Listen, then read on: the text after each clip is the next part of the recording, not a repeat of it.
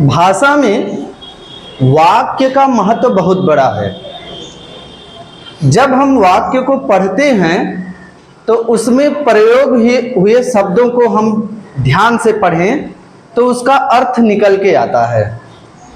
जैसे अगर कोई वाक्य लिखा है कि राम जाता है, इसका मतलब क्या हुआ कि राम कहीं पर जाता है। ये सीधा साधारण सा एक वाक्य है।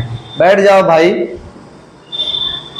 तो पता नहीं कहाँ रहते हो, इधर उधर घूम रहे हो, इडियट। तो और अगर कहीं ऐसे हो गया, क्या राम जाता है, अब क्या शब्द पहले आ गया तो इससे क्या निकल के आ रहा, कोई हमसे पूछ रहा है, ठीक है ना, कोई हमसे जानना चाह रहा है कि राम जाता है कि नहीं जाता है। अगर कहीं ऐसे आया कि राम नहीं जाता है, हाँ, राम नहीं जाता है, तो इसका मतलब है कि राम कहीं जा नहीं रहा है, बस वो बैठा है या कुछ भी काम कर रहा है, बस जा नहीं रहा है, ठीक है ना। तो इन वाक्यों में जो ये शब्द प्रयोग हुए, इनके आधार पर हम वाक्यों को वर्गीकृत कर रहे हैं अलग अलग प्रकार से। जैसे जब हम साधारण बोल रहे हैं कि राम जाता है तो उसको कहते हैं साधारण वाक्य, इंग्लिश में कहते हैं अफर्मेटिव। फिर क्या राम जाता है, तो इसमें जब प्रश्न जैसा आ रहा है तो हमें लग रहा है कि ये हमसे पूछ रहा है, प्रश्न पूछ रहा है, तो ये कहलाता है इंटेरोगेटिव। इंग्लिश में इंटेरोगेटिव और हिंदी में प्रश्नवाचक वाक्य बोलते हैं, ठीक है। और तीसरा है कि अगर कहीं लिखा राम नहीं जाता है, तो नहीं जाने का क्या मतलब है कि वो भैया जाना छोड़ बाकी सारा काम कर रहा है या नहीं कर रहा है, वो उसकी मर्जी है, जा नहीं रहा है, बस मतलब वो काम, वो जाने वाला काम नहीं कर रहा है, ठीक है ना। तो इसको कहते हैं निगेटिव सेंटेंस या नकारात्मक वाक्य, ठीक। अब आइए इसी पर हम लोग चर्चा करते हैं।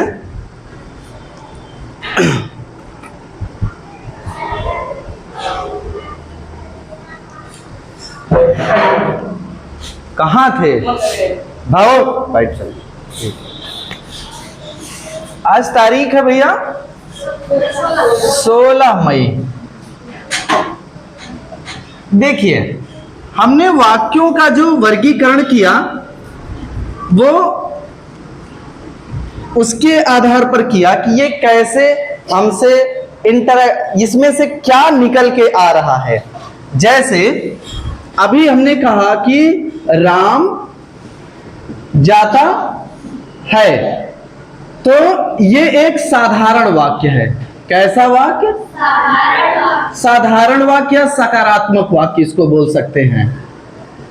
अगर लिखा है क्या राम जाता है और यहां लग गया एक ऐसा वाला निशान, इसको बोलते हैं प्रश्नवाचक निशान।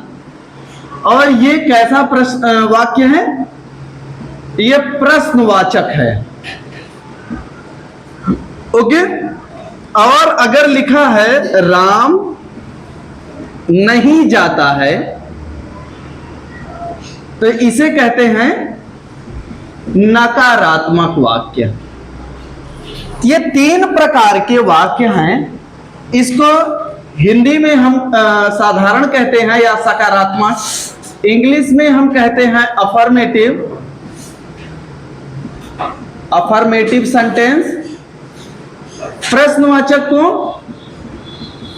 इंटेरोगेटिव बोलते हैं सेंटेंस, और जिसमें नहीं ना शब्द आए वो कहलाता है निगेटिव सेंटेंस, ठीक। तो अफर्मेटिव, इंटेरोगेटिव और निगेटिव, ये बनेगा कैसे? अब इंग्लिश में हम चलते हैं, हम जान दे। ये देखिए, ये अफर्मेटिव है, ये इंटेरोगेटिव है,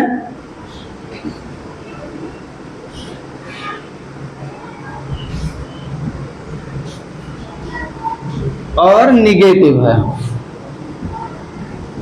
ये तीन प्रकार के।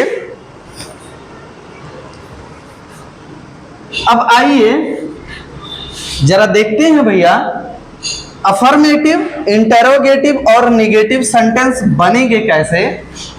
आपके इसमें लिखा है जब साधारण वाक्य होगा तो टेंस के आधार पर हम सिंपली उसमें सब्जेक्ट जोड़ा जाएगा और वर्ब जोड़ा जाएगा, ठीक है ना।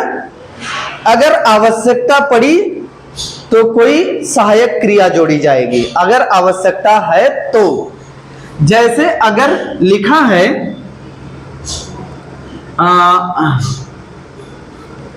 अगर हम लिख दें कि राम जा रहा है, राम जा रहा है, तो उसका अफर्मेटिव क्या होगा। जैसे राम जा रहा है, ये प्रेजेंट का कंटीन्यूअस टेंस है और इसमें हम लिखेंगे कि Ram is going, Ram is going.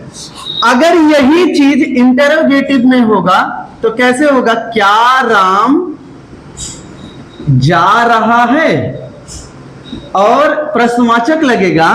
यहां पर जब इंटरोगेशन वर्ड आ जाएंगे जैसे क्या, क्यों, कौन, तो ये शब्द हम पहले लिखते हैं। लेकिन जब वाक्य के पहले ही क्या लग जाता है तो ऐसे वाक्य को इंटरोगेटिव बनाने के लिए सहायक क्रिया को हम पहले लिखते हैं। जैसे यहां सहायक क्रिया इज है तो इसको हम इज पहले लिखते हैं, is Ram going, is Ram going. और यहां निगेटिव में क्या होगा, राम नहीं जा रहा है, तो इसका मतलब राम नहीं जा रहा है। ये निगेटिव है, यहां पर नॉट वर्ड और जुड़ जाएगा। कैसे कि राम इज, ये सहायक क्रिया है। यहां भी देखिए सहायक क्रिया पहले लगी क्योंकि क्या शब्द पहले आया है, ये इंटरोगेटिव में हो जाएगा। और निगेटिव में क्या होगा, राम इज, यहां पर नॉट वर्ड और जुड़ेगा, राम इज नॉट गोइंग। ये निगेटिव सेंटेंस बन गया कि राम नहीं जा रहा।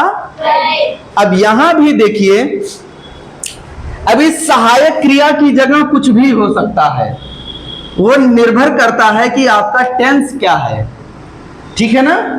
अगर ये टेंस दूसरा होगा तो इसकी जगह क्या क्या सहायक क्रियाएं हो सकती हैं, इज की जगह वाज हो सकता है, हैज हो सकता है, ठीक है ना, या बिल हो सकता है, ठीक ना। तो ये सहायक क्रिया बदल सकती है। तो अगर यहां बदल रही है तो यहां भी बदलेगी, बाकी इसमें यहां भी बदलेगी और नॉट तो लगेगा ही। ओके, तो आप अपनी बुक में देखिए, बहुत बढ़िया बताया गया है। जरा भैया